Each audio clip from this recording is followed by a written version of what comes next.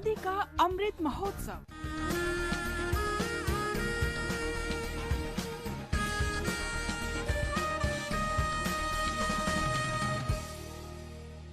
Azadi Ka Safar with AIR News. Birth of a Nation. India's glorious freedom struggle is one of the greatest struggles the modern world has ever witnessed.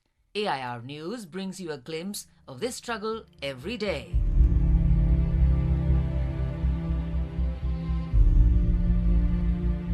First November 1913, the Gadar Party started the weekly revolutionary publication Hindustan Gadar from the Yugantar Ashram in San Francisco, the United States of America.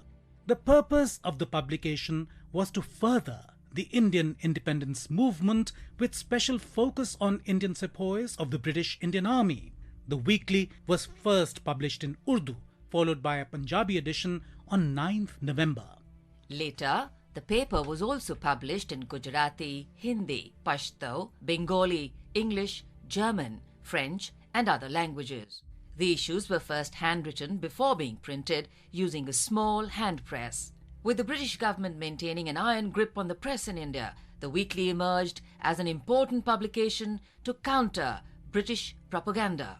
The articles in Hindustan Gadar were initially authored by famous revolutionary Hardayal, with the printing operation run by another freedom fighter, Kartar Singh Sarabha, then a student of the University of California at Berkeley. Copies of the paper were shipped to India with returning Gadarites and immigrants and were quickly deemed to be seditious and banned by the British Indian government.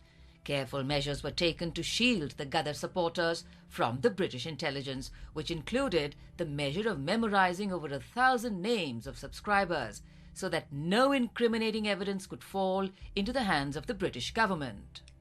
In March 1914, when the US government arrested Hardayal, he fled to Germany, leaving the operations to other members, including Ramchandra, Bhagwan Singh and Maulvi Barkatullah. They continued to spread information related to Indian independence and informed readers about the harshness of the British rule in India. Other Indians also helped out with the press that printed not just the newspaper but also compilations of nationalist compositions and pamphlets including Gadar Ki Goonj, Talwar and other publications which were also banned from British India. On November 1st, 1858, India became a direct British colony after the commencement of the Government of India Act. The powers of the East India Company's Court of Directors were transferred to the Secretary of State for India, who was provided with an advisory body consisting of 15 members.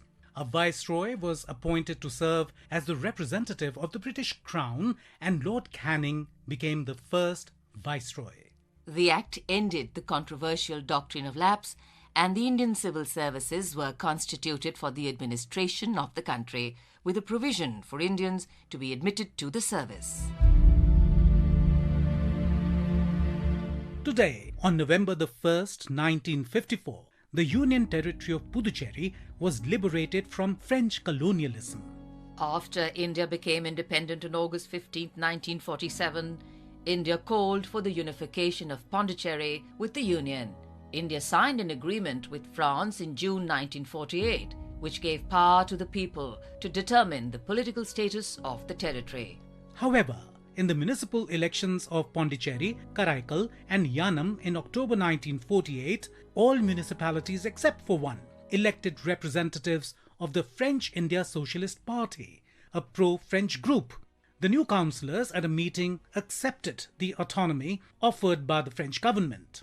However, in March 1954, members of the Executive Council, mayors of Pondicherry and 7 adjoining communes proclaimed their decision to merge with India without a referendum. All communes in Karaikal also followed suit, after which a referendum was conducted by the French administration in the border village of Kirur to ascertain the wish of the people. On 18th October 1954, the municipal councillors and members of the assembly gave their verdict in favour of merger with India. The agreement for the de facto transfer of the 4 remaining French settlements to India was signed on October the 21st, 1954 and came into effect on November the 1st, 1954. France and India entered into a treaty establishing the cession by the French Republic to the Indian Union of the French establishments of Pondicherry, Karaikal, Mahe and Yanam. That brings us to the end of this episode of Azadi Ka Safar with AIR News. See you in the next episode tomorrow.